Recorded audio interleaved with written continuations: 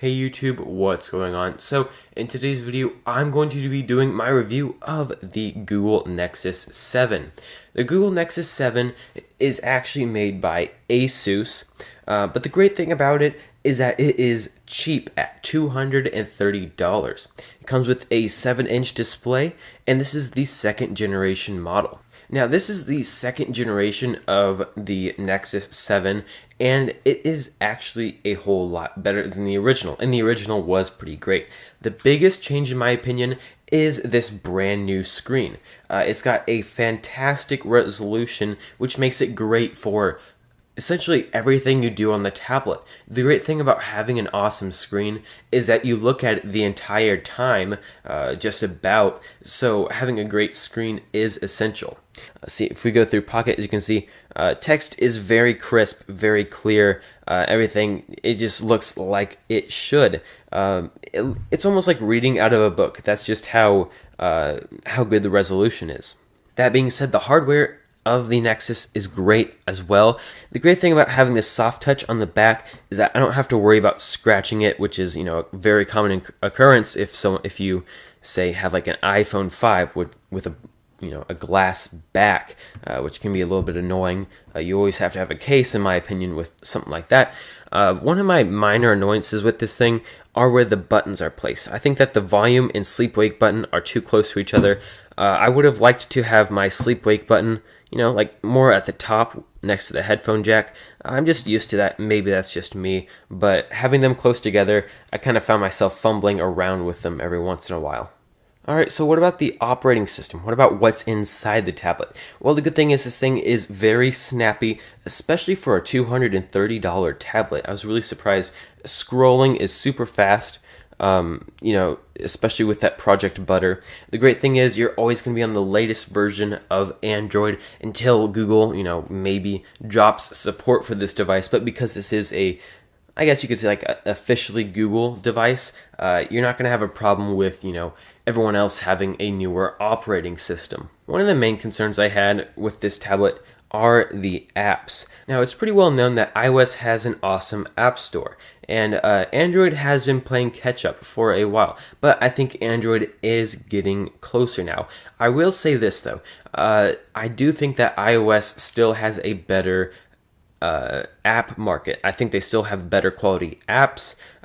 However, Android does have some advantages. For instance, you can download apps that Apple would not normally allow. There's things like emulators and other things that would modify, kind of how your device works that Apple is just not okay with you downloading. Android, on the other hand, is much more open, which I think favors the power user. I didn't really have any trouble finding the apps that I was looking for. I did find that some apps weren't quite as good as their iOS counterpart, or I just couldn't find an equivalent. For instance, I can't really find a Twitter client that I love. On iOS, Tweetbot and Twitterific are amazing. However, I haven't really found something that I like that much on Android. One of the new things in Jelly Bean is new notifications. I think that Google did a good job with notifications. I really like how I'm able to act on notifications once they're there. Instead of having to open up the app itself, I can just take care of just about anything from my notification center. Multitasking is also pretty easy. Let's go ahead and go to landscape mode. If I need to multitask, I just hit this multitasking button, and I've got all of my open apps right here. I can go ahead and tap on one, and it'll go ahead and open. Now, the battery life on this is pretty great. If we go into our settings, I can actually show you what my latest statistics are.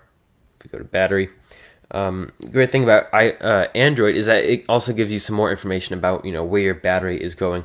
So as you can see, tablet idle has been taking a lot of battery because I've kind of been off and on for a while with this device, just been busy. But as you can see, 3 days and 17 hours, you can see, kind of when the screen was on, when it was, on Wi-Fi, which is, the entire time. But this does have good battery. I won't say it will last 2 days, but it will last with 1 full day of usage, which in my opinion is all you need. As long as you remember to, charge your device, you're gonna be fine. Anyway, guys, that is it for my review of the Nexus 7. For $230, this is an excellent way to get into the Android ecosystem. This has been my first Android experience, and so far I really like it. That being said, there are some things that iOS just does a little bit better than Android, and it is up to you. Android does do some things better, iOS does some things better, and I really like being able to have, quote unquote, the best of both worlds. I hope you liked this review. If you did, leave a thumbs up, and don't forget to subscribe for more videos like this. Maybe I'll make some, tutorials on Android or something like that. We'll see what happens. But